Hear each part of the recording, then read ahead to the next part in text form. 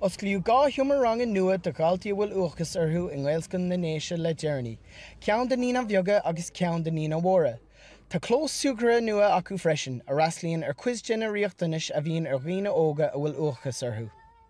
Faoi láthair an chud is bhd is na páistí tá sí snína an bheoga agus tá bur snína an mhóra. So tá na spásna sin ag na páistí có fad is bheith siad sa bhunscoil agus có fad is bheith na spásna sin uthú.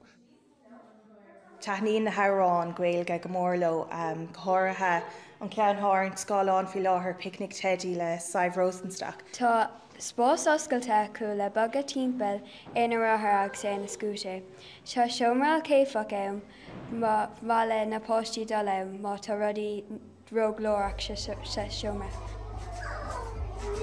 Tá siad olta dul amach ag siú gras a báisteach mar tá édia cúd an aimsir sin, agus tá lán daoine fásta ag obair agus a ceirúla, agus tá siad olta fáilim obair agus siúgra ag am nám céine.